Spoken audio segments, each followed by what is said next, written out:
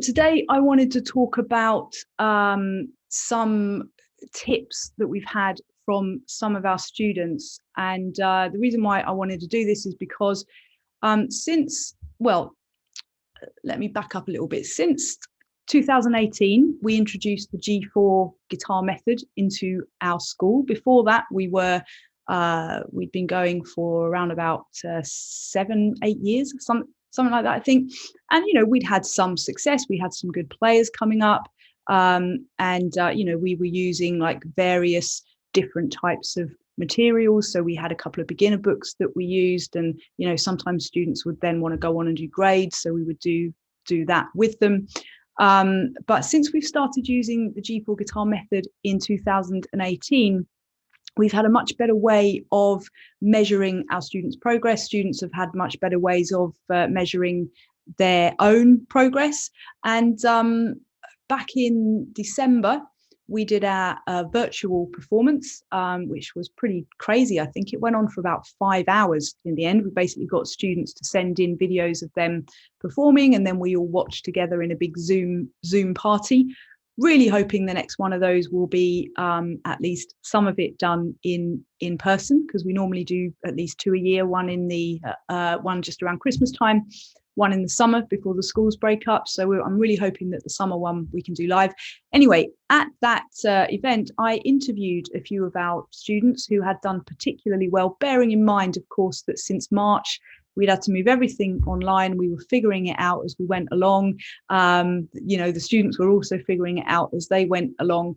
But even in this crazy year, we've had a lot of great success with some of our students, completing several lessons, several levels, should I say, within the space of only a few months. And I suspect that part of that has been because there hasn't been a great deal else going on. So the students who were keen in the first place have really kind of doubled down on their playing. As one of our parents said in our other Facebook group, well, what else is there to do other than bake banana bread and binge watch Netflix, right? So if guitar is kind of your thing and you're into it anyway, then I guess it makes sense that students are going to be doubling down on their practice. But I got a lot of great insights from those students that I spoke to.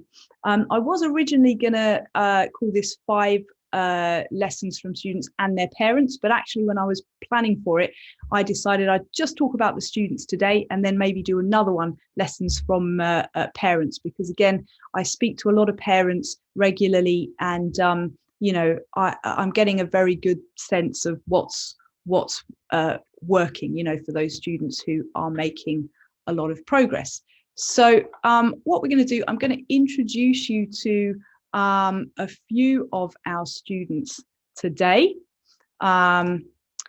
Here's a little snapshot of a few of them. There we go. Come in there.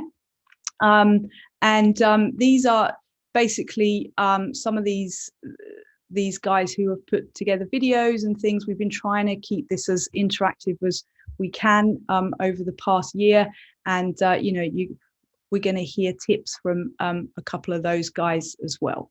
5 lessons from our students. Let's get straight into it. Lesson number 1 is pretty self-explanatory, I have to say. I probably don't need to mention this, but of course it is practice, and more importantly, regular practice.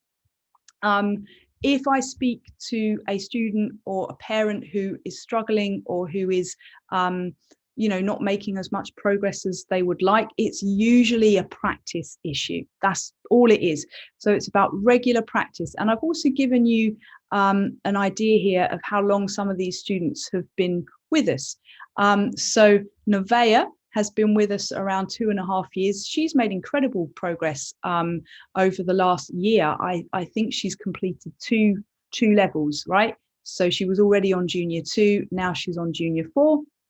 So she was one of our top students last year. And she said, if you can't do something, just keep on practicing, and soon enough, you'll be able to do it, right? That's it. And often we kind of shy away from the stuff that we find difficult. But of course, the stuff that we find difficult is the stuff that we need to practice to keep on progressing and getting to the next level. So thank you, Nevaeh, for letting us know that.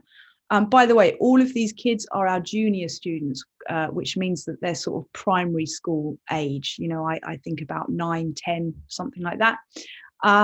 Similarly, Ayush, he has been with us around 15 months. Ayush joined us not long before the COVID pandemic hit, so he only actually had a few months in the studio with us before we went online. And I have to say it was great because he really threw himself into all the online stuff. And again, he has completed all of Junior 1 and Junior 2, I believe, within that 15-month period, and he's now working his way through Junior 3. He says, practice every day, and if you practice, you'll achieve your ultimate goal. I really like that because, you know, he's basically saying, look, you got to practice. You know, if you want to achieve your goals, you got to practice. That's it, right?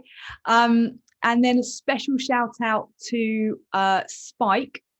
I'm going to show you a little picture of Spike in a second because I really want to. Spike was just did incredibly well last year. So he's been learning with us for 2.5 years. And Spike is now on Senior 3. So even though Spike is, I believe, 10, we actually moved Spike up to our senior levels early because he was progressing at such a rate that we didn't actually have any other students of the same level as him in our junior age group. So we just decided to move him straight into Senior 3. And I believe that he's pretty far ahead in that now as well. So I just want to show you a little picture of Spike, which I can find. Where are we here? So this was, again, I think taken not long before we went into lockdown because I'd started putting together those fancy new certificates there. So there's Spike with his Junior 2 certificate taken at our old studio in Croydon. Obviously looking very, very pleased with himself. Well, since then, he's completed Junior 3 and Junior 4 as well. And as I understand it, you know, he's working his way very, very well through Senior 3 as well. So well done, Spike. Nice little shout out to you there. All right, let's look at number 2. This comes from one of our adult students, Antonio. And this is a really good piece of advice he's given here that I want to share with you.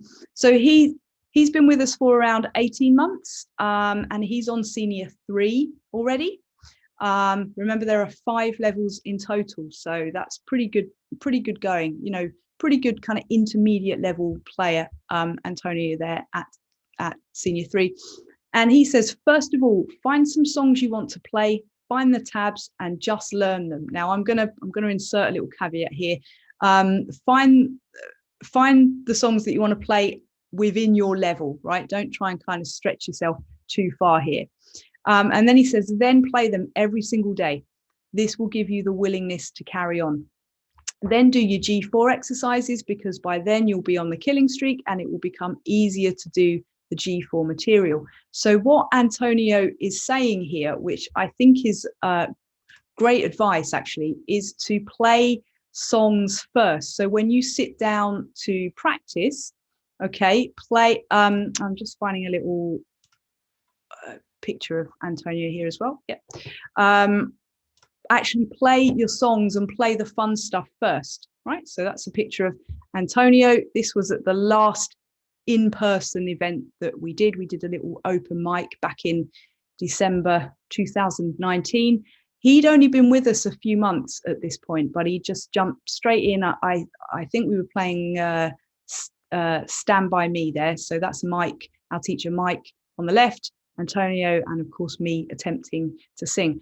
But yeah, what he's saying there is kind of play the fun stuff first, because if you play the stuff that you're enjoying first, A, it's fun, B, it's a great little way to kind of warm up and get your fingers and everything moving. And then when you do go on to practice the harder stuff that you're learning, so in our case, the G4 exercises, then you're already going to be kind of in that mode, right? In that practice and playing mindset. So it's not going to be, too much of a struggle if you just sit down and, you don't play any of this fun stuff as well. So I really like that piece of advice there from Antonio.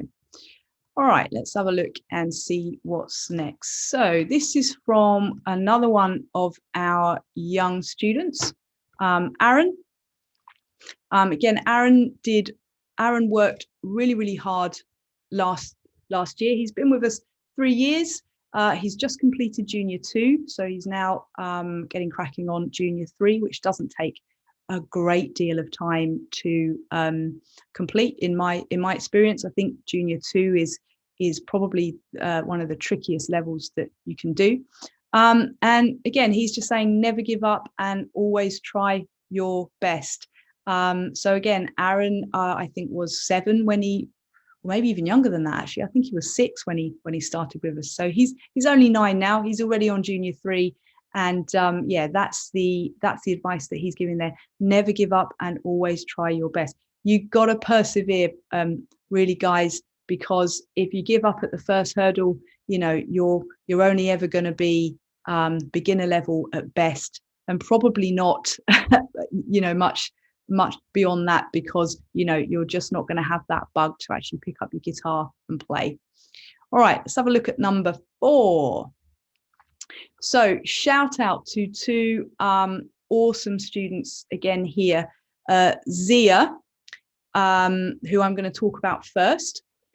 They've both given the same piece of advice here, Zia and Ruben. And Zia says, if you find something tricky, slow it down and break it up into small parts. And if you get a part right when it's slow, up the tempo a little bit and then piece it all together. This is killer advice. I love this advice from Zia. And Ruben, a man of fewer words, but he basically said the same thing, slow it down first. But anyway, yeah, to talk about Zia, again, she joined us 3 years ago, I believe. And again, she's already on Senior 3. She kind of smashed through those earlier levels really, really quickly. Her mum, Gemma, also plays. I'm going to talk about Gemma in a minute. And yeah, she's obviously got this advice from us and has taken that advice on board and has found that it's really helped her, to kind of make that amount of progress. All right. And then the other student that I wanted to talk about here is Ruben. And again, I'm going to try and share this if I can. Yeah, it's working now. Great. Cool. So Ruben, check this out. Ruben has been with us 2 years and he is already on Senior 5. So he's on the last G4 level. In fact, he is our only student so far. Bearing in mind, we've been doing this 3 years, the G4 method. He is the only student to have reached Senior 5. We do have a couple who are close, but he's the only one who's there. In fact, I had to order the Senior 5 books last week because I never bothered buying any before, because I just thought, I'll wait until students get there. And this is incredible, within 2 years here. And I think Ruben did play a little bit before he started learning with us. And I know that his dad plays as well. So obviously it is in the family. But, he was still pretty much a beginner. And I must admit, I was a little skeptical when I first started, when I first joined the G4 network, and I was hearing stories of, students can complete the 5 G4 levels in 3 years. I was kind of skeptical. I thought, wow, this is a tall order here. I just really didn't know whether or not that would be true. But actually, Ruben is really, really showing that it can be done. And I have no doubt if he gets through Senior 5 as quick as he's got through the others, that he will have completed the 5 G4 levels within 3 years. And in fact, it won't be 5 because Ruben started with us as a junior student. He's still only 10, by the way. So, he's not an older student. He's only 10. So he went through, I think, the 4 junior levels first, and then he jumped in halfway through the senior level. So I think he's actually done something more like 6 or 7 levels rather than 5. So big shout out to Ruben because he's doing exceptionally well. All right, so let's move on to number 5. So I got 2 here. Now these are 2 quotes from 2 of our longer term students here. So these were guys that have been with us before G4. And obviously we do elements of G4 stuff with some of these longer term students as well. We've started to gradually bring it in. But, often these guys were already at a pretty good point before we introduced the method. So some people decided to switch to it. Other people were kind of happy where they were. Now, Gemma is the mother of Zia, right? That we just talked about. And Gemma started learning with us in 2017. And I've got a lovely video of Gemma and Zia performing together at our virtual recital in December, which I will be sharing at some point soon. But what's really nice about it is that it's a traditional classical piece of music that Gemma really wanted to learn. Zia's more into, rock, and, I think it's probably not the case anymore because it's been a while since I've seen Zia. But I remember when I was teaching her, a year or so ago, she was really into Weezer, the kind of punk grungy band Weezer. So I was doing some of their stuff with her. So they're into very different types of music. But what was lovely is they'd made an arrangement of this little classical piece. Gemma was playing it. Zia was strumming the chords along, and they just looked like they were having so much fun. So this is really, really nice what Gemma says here. She says, try and play in a group or with somebody else as much as possible. We have different styles, but when we play together, it's great and we have a lot of fun. We do our practice so we can play, and it's the playing that's fun. Okay. And then if you have a look down here, this is another one of our longer term students, Jordan. He says a similar thing. He's been with us since 2015. Again, he was pretty much a complete beginner when he started, and he's just getting up to all kinds of stuff now, Jordan. And in fact, he was getting up to a lot of stuff even before we went into the pandemic. He was always playing at our events. He just formed a band. He was doing loads of local open mics. So he was just really, really getting out there and doing as much as he could with his playing.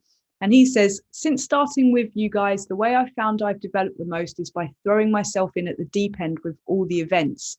Even if I don't know what it is, I just say yes to any performance opportunities, because at the end of the day, we all learn guitar to play guitar. So what better way than to learn whilst playing at these events?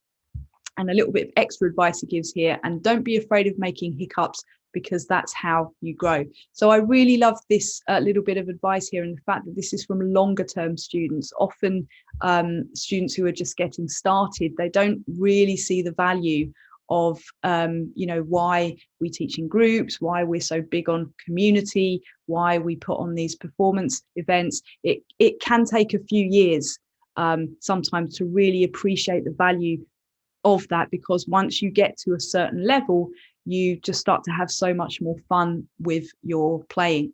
So yeah, I really love these pieces of advice here from Gemma and from Jordan.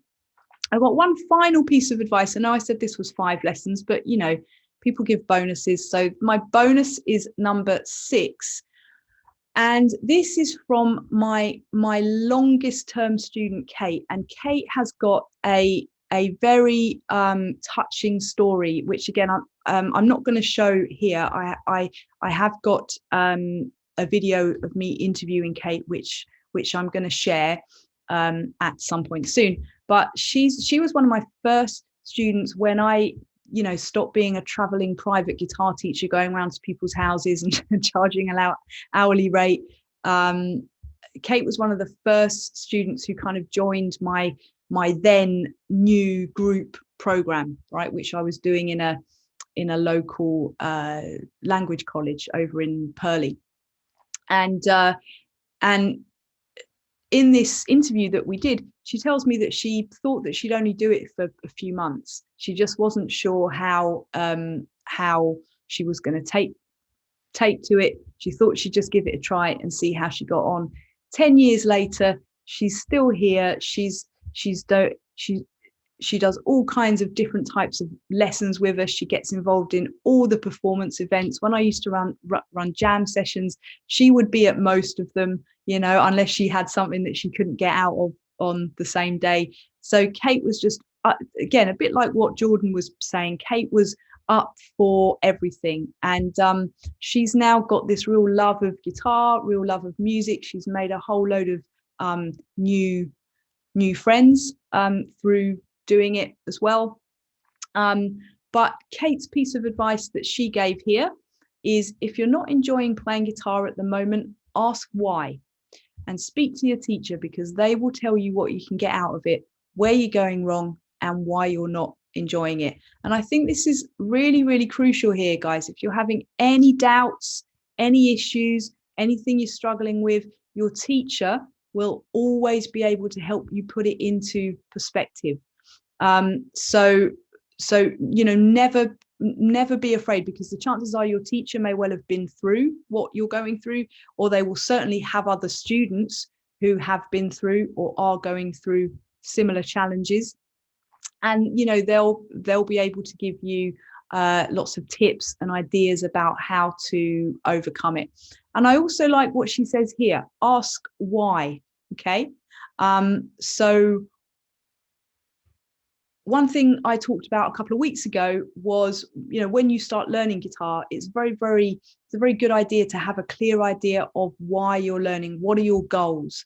And it's the same thing here. You should always be asking yourself, you know, even after you've been playing for 10 years, right? Like Kate has, there's always going to be ups and downs. It's not always going to be really, really fun. You know, there's always more stuff to learn. It never gets easy. So if you want to keep on progressing, there's always more and more things to learn, more levels to get to. So you will have times when you're getting frustrated, where you're not enjoying something, where you're really struggling. So it's a really good idea then to come back to those initial goals. Like, is what you're doing going to help you get to where you want to with your playing? If not, why are you doing it? All right.